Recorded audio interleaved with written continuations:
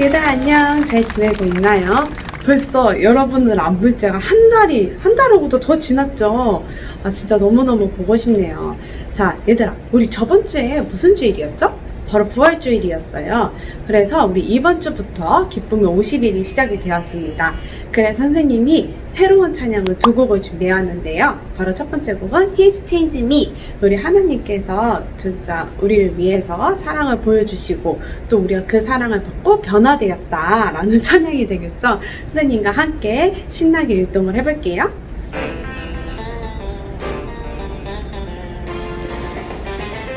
He's changed me.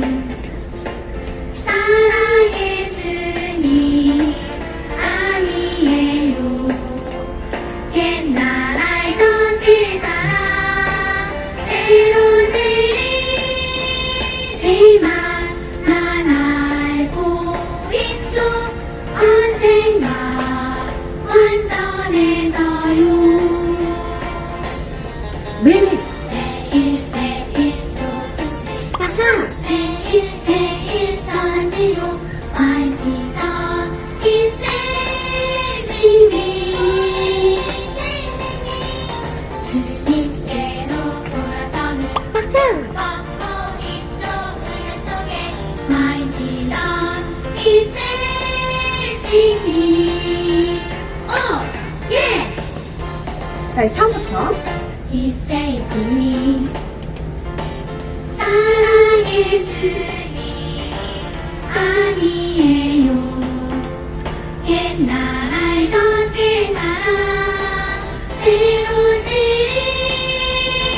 느리지만 난 알고 있죠. 언젠가 완전해져요. 매일매일 조금씩 매일매일 변하지요. My Jesus is saving me. 주님께로 돌아서는 걷고 있죠. 은혜 속에 My Jesus is saving me. Oh, yeah. 다시 매일매일 조금씩 매일매일 변하지요. My Jesus is saving me. 주님께로 주님께로 돌아서는 아하 걷고 있죠. 은혜 속에 My Jesus is saving me. Oh, yeah. 자, 얘들아, 이 노래말처럼 우리가 때로는 느리지만 우리 하나님의 사랑을 받고 우리가 변화되는 우리 꿈나무 공동체가 됐으면 좋겠어요. 이 시간은 우리 친구들과 또는 가족들을 축복하는 시간을 가질 거예요. 선생님과 함께 야곱의 축복이라는 찬양을 이렇게 불러보도록 하겠습니다.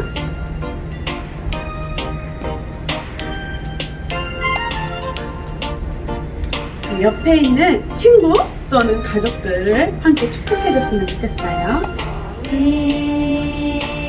한강 너머로 뻗은 나무 가지에 푸른 열매처럼 하나님의 귀한 축복이 삶에 가득히 넘쳐날 거야. 너는 어떤 시련이 와도 이겨낼 강한 발 있어. 전능하신 하나님께서 너와 언제나 함께 하시니.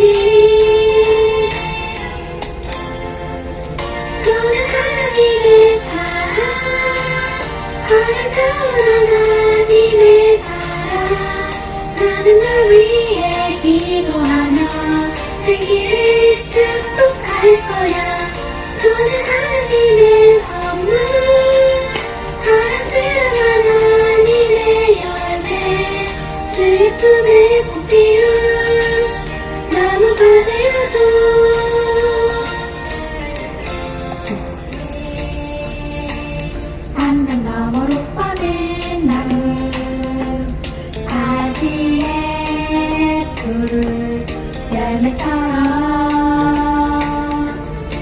하나님의 귀한 축복이 삶에 가득히 넘쳐날 거야.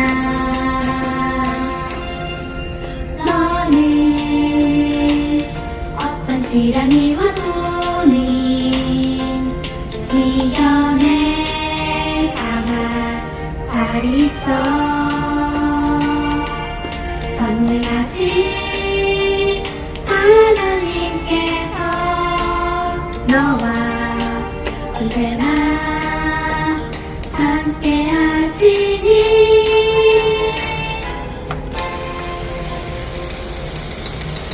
너는 하나님의 사랑, 거룩한 하나님의 사랑. 나는 널 위해 기도하며 내일을 축복할 거야. 너는 하나님의 선물, 사랑스러운 하나님의 열매, 주의 품에 꽃 피운 나무가 되어줘.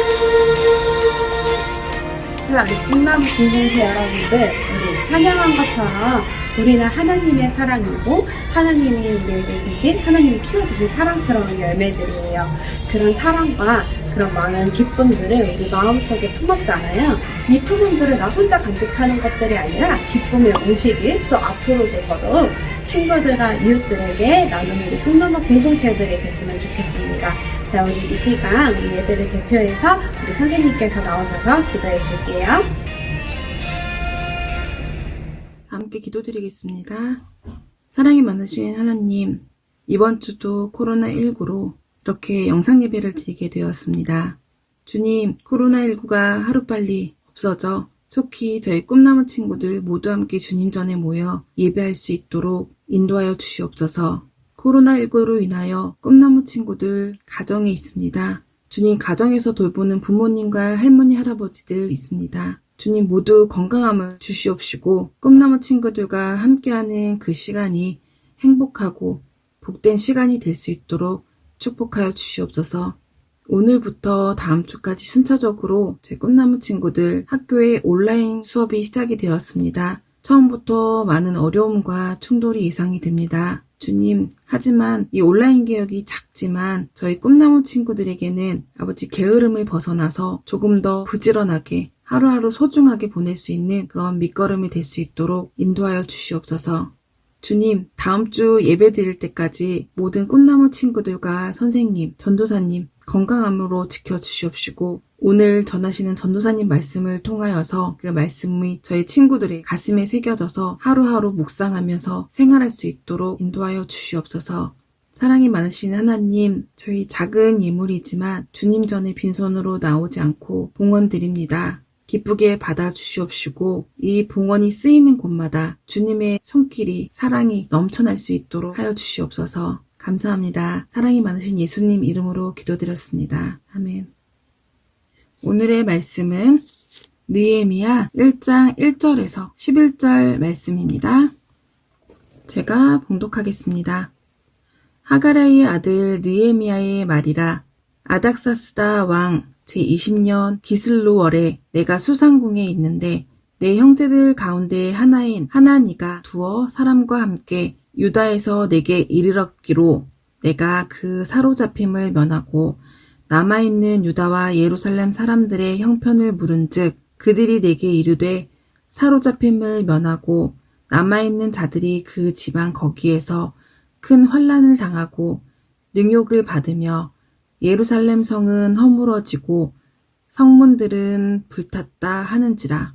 내가 이 말을 듣고 앉아서 울고 수일 동안 슬퍼하며 하늘의 하나님 앞에 금식하며 기도하여 이르되 하늘의 하나님 여호와 크고 두려우신 하나님이여 주를 사랑하고 주의 계명을 지키는 자에게 언약을 지키시며 긍휼을 베푸시는 주여 간구하나이다. 이제 종이 주의 종들인 이스라엘 자손을 위하여 주야로 기도하오며 우리 이스라엘 자손이 주께 범죄한 죄들을 자복하오니 주는 귀를 기울이시며 눈을 여시사 종의 기도를 들으시옵소서. 나와 내 아버지의 집이 범죄하여 주를 향하여 크게 악을 행하여 주께서 주의 종 모세에게 명하신 계명과 율법과 규례를 지키지 아니었나이다.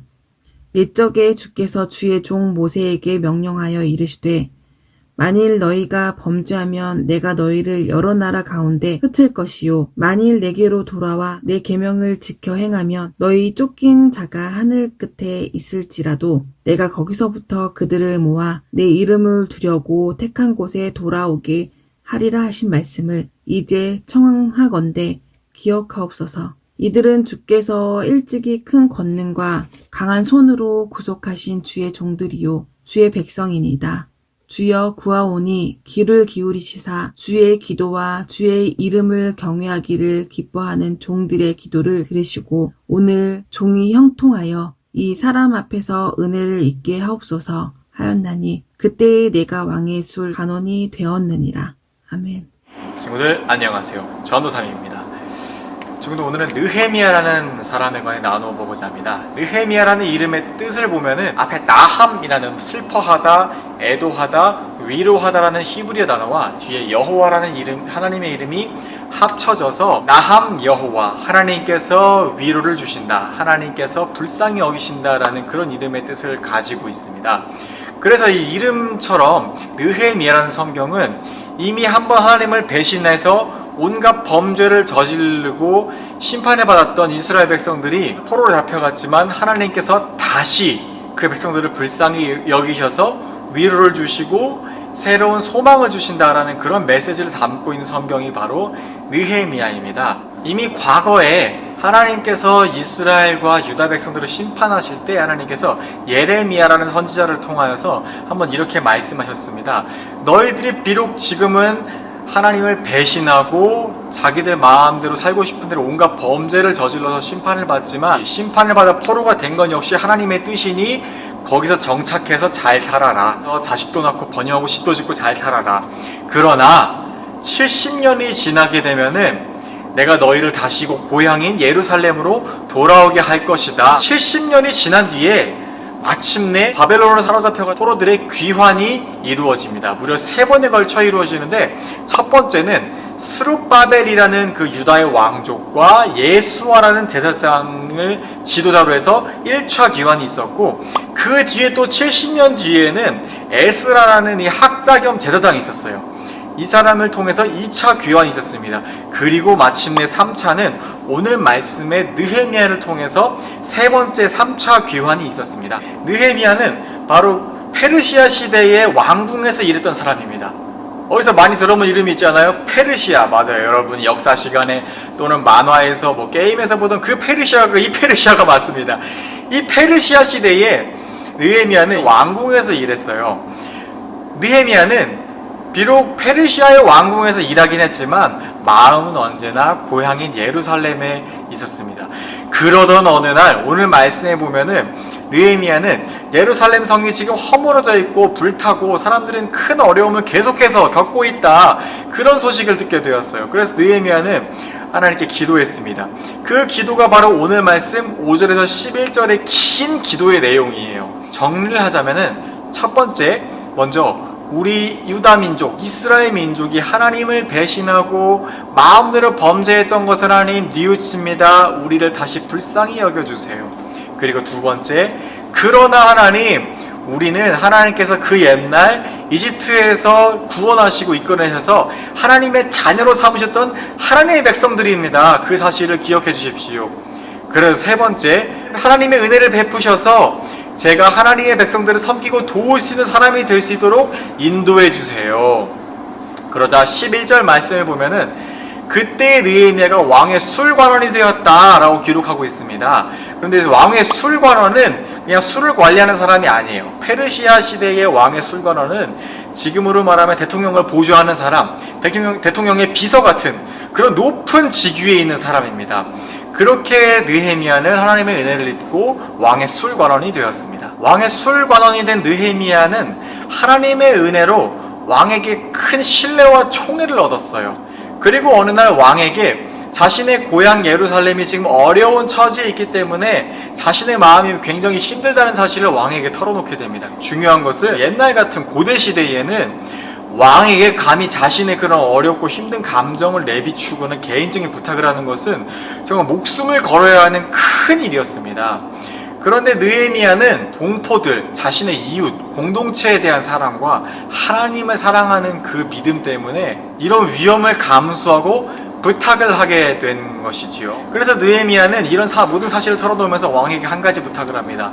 폐하, 저를 예루살렘의 총독으로 삼아서 예루살렘으로 보내주십시오. 그러면 제가 다시 예루살렘 성을 일으키고 그 성을 회복한 뒤에 다시 돌아오겠습니다. 하나님께서는 당연히 느헤미야에게 정말 큰 은혜를 베푸셔서 이 왕으로 하여금 느헤미야가 예루살렘 총독이 되게 하셨습니다. 뿐만 아니라 예루살렘 성을 다시 쌓을 수 있는 많은 돈과 많은 재료들까지도 함께 주셨습니다. 그 모든 것을 가지고 하나님의 은혜를 받아서 느헤미야는 예루살렘 성으로 돌아갔습니다.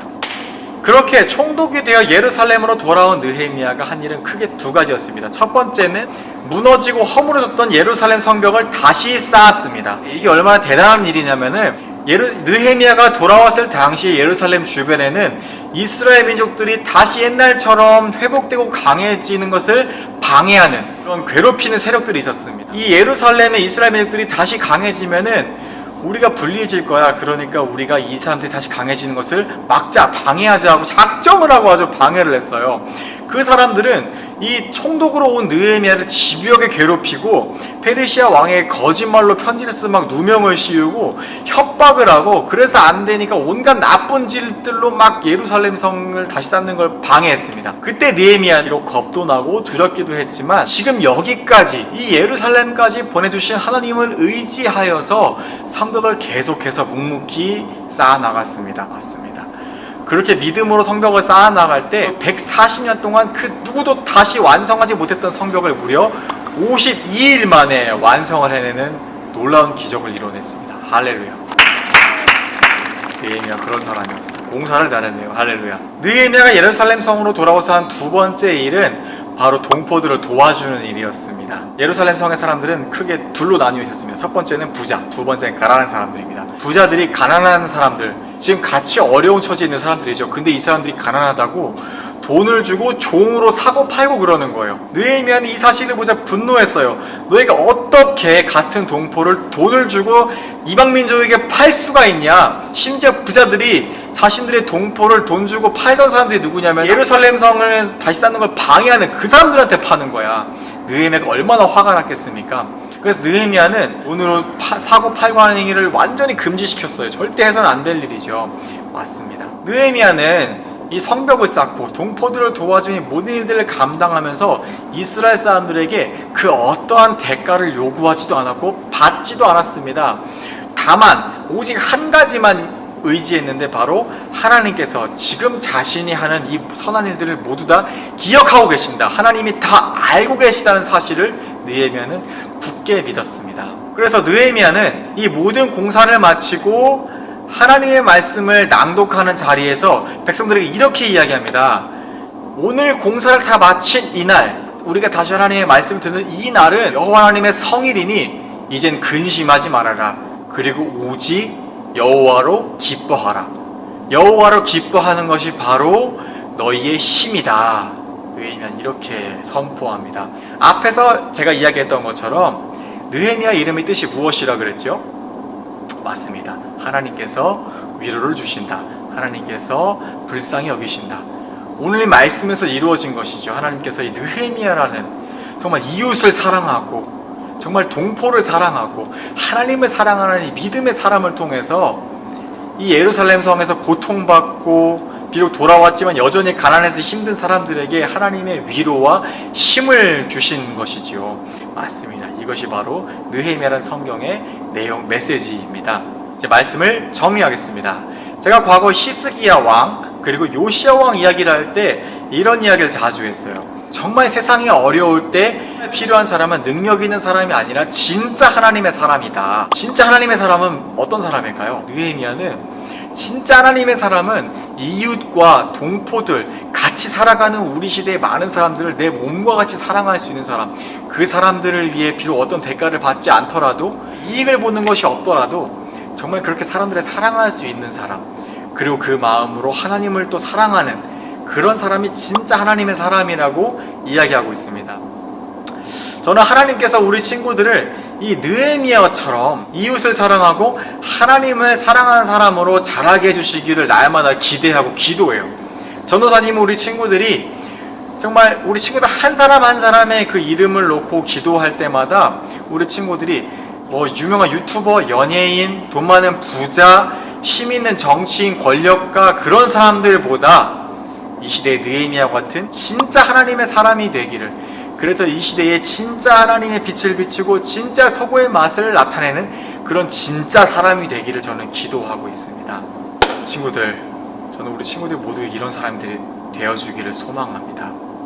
아주 평범하지만 있는 자리에서 할 수 있는 것으로 이웃을 사랑하고 하나님을 사랑하고 이웃을 위해 그 하나님을 사랑하는 마음으로 자신을 기꺼이 내어줄 수 있는 그런 사람들 맞습니다.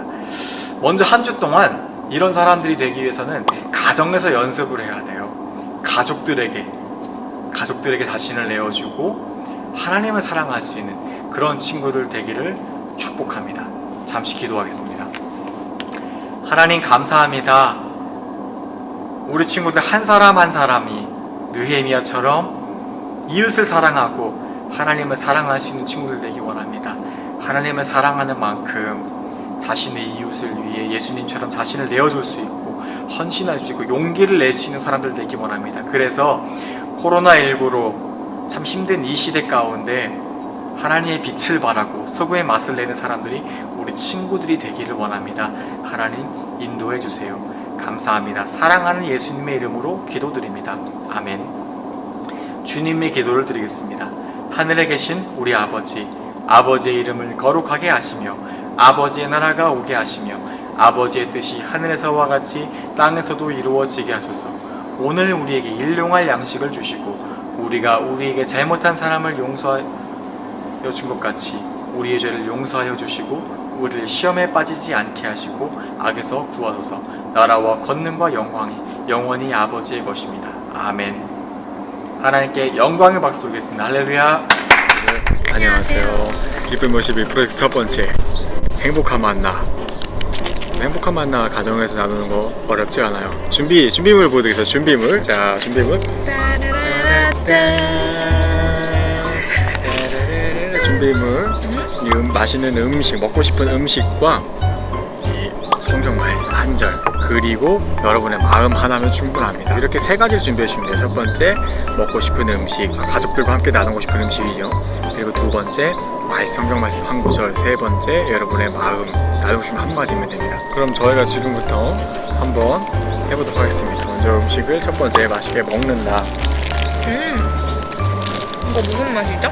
찜해딱 강정이에요. 제가 아주 좋아하는 음식이고요. 이 친구는 언빌리버블 버거, 믿기지 않는 버거입니다. 느끼지가 않는 맛이에요. 기가 막히게 크고요. 지금 맛있게 먹었으면 성경 구절을 한 구절을 읽어줍니다. 이번 주는 신명기 8장 11절 말씀입니다. 내가 오늘 내게 명하는 여호와의 명령과 법도와 규례를 지키지 아니하고 내 하나님 여호와를 잊어버리지 않도록 삼갈지어다. 아멘. 이게 성경 말씀 읽었으면 마지막으로 적당한 친구들 코로나 가운데 건강하세요. 이렇게 세 가지만 하면 끝입니다. 첫 번째, 음식을 맛있게 먹는다. 두 번째, 성경 말씀을 읽는다. 그리고 세 번째, 덕담 한마디. 이거면 충분합니다. 많은 참여 부탁합니다. 이렇게 해서 친구들 가정에 촬영해주신 영상을 우리 선생님 통해서 저에게 보내주시면은 기쁨의 50일, 기쁨의 50일은 몇 주죠? 7주입니다. 7주. 7주 동안 매주 추첨해서 여러분의 가정으로 부모님께나 우리 친구들에게 직접 기프티콘을 보내줄 거예요. 매주 나가는 기프티콘이 달라요. 이번 주는 베스킨라빈스 파인트를 쏩니다. 그래서 주중에 여러분 가정에서 많이들 나누시고 행복한 만나 영상을 많이 보내주세요. 네, 이어서 광고 있겠습니다. 봄이 되었어요. 온라인 계약도 했죠. 코로나 끝나지 않았습니다. 집에서도 마스크 잘 하시고 손 소독 잘 하시고 행복한 한 주 보내시고 건강한 모습으로 다음 주에 만나요. 안녕. 맛있는 간식, 특별한 간식. 아 뭐야? 콜라인 줄 알았는데. 아메리카노.